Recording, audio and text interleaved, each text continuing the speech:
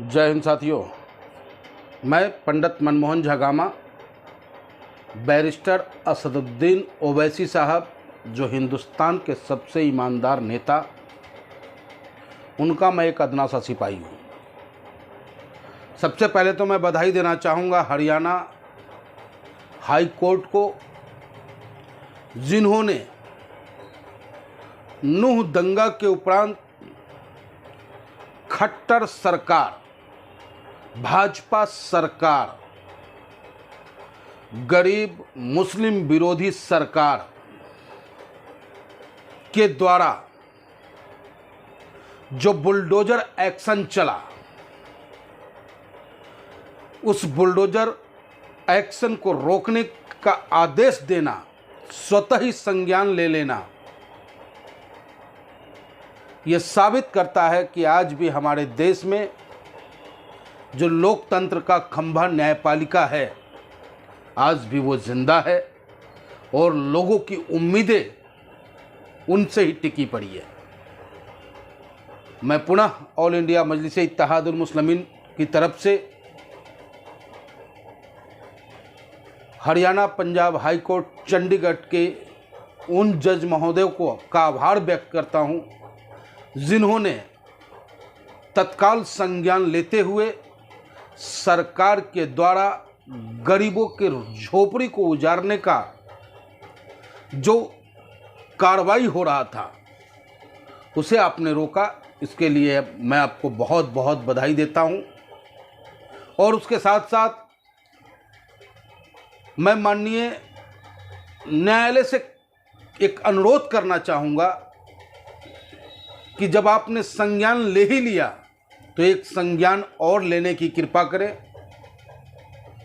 कि नूह जला, दंगा हुआ, उस दंगा को आग लगाने में, उसकी तैयारी कराने में एक अपराधी मोनू मानेसर, जिस पे जुनैद और नासिर की हत्या का मुकदमा चल रहा है, फरार चल रहा है उस मुकदमे से वो, और दूसरा बिट्टू बजरंगी, जिसने कहा कि तेरा दामाद आ रहा है, स्वागत नहीं करेगा क्या। ऐसे ऐसे लोगों के घरों पर बुलडोजर कब चलेगा? आखिर सरकार की मंशा क्या है? क्या सरकार हिंदुस्तान के मुसलमानों को डराना चाहती है? क्या हरियाणा सरकार को यह पता नहीं कि मेवात वो धरती है जिसने हमेशा देश के लिए सर्वस्व न्यौछावर करने का काम किया? आज़ादी के बाद से ये पहली इस तरीके की घटना हरियाणा के अंदर में हुई, वो भी मेवात में। उस मेवात में, जिस मेवात ने हमेशा देश को अपना देने का काम किया।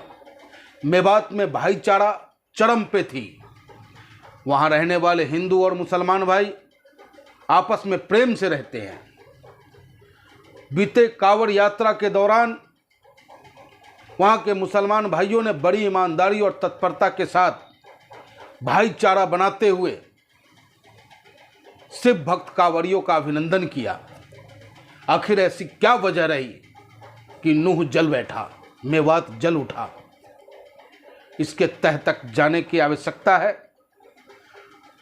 और वर्तमान में हरियाणा सरकार या हरियाणा सरकार के पुलिस से न्याय की उम्मीद नूह और मेवात की जनता नहीं रख रही है।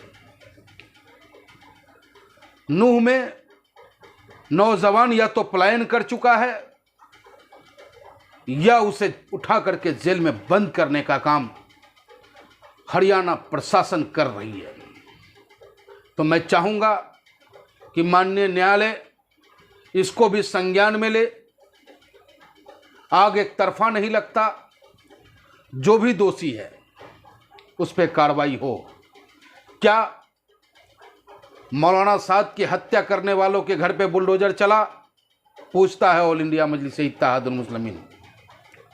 खबर यहां तक आ रही है कि जगह जगह ट्रकों को रोका जा रहा है।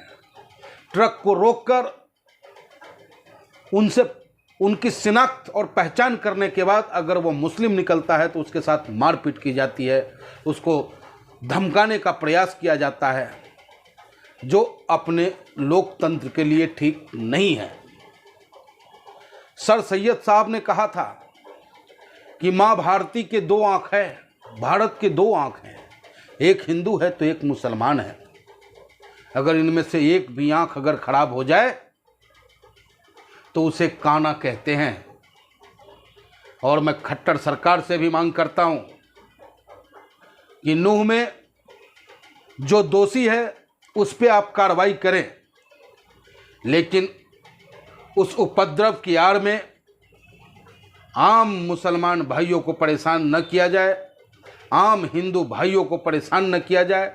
और जो खास हिंदू भाई हैं, मोनू मानेसर, बिट्टू बजरंगी, जो टीवी पर बैठकर डिबेट भी करने का काम करते हैं और वो मीडिया उसे परोसने का काम कर रही है, तो कहीं ना कहीं आग में घी डालने जैसा लगता है।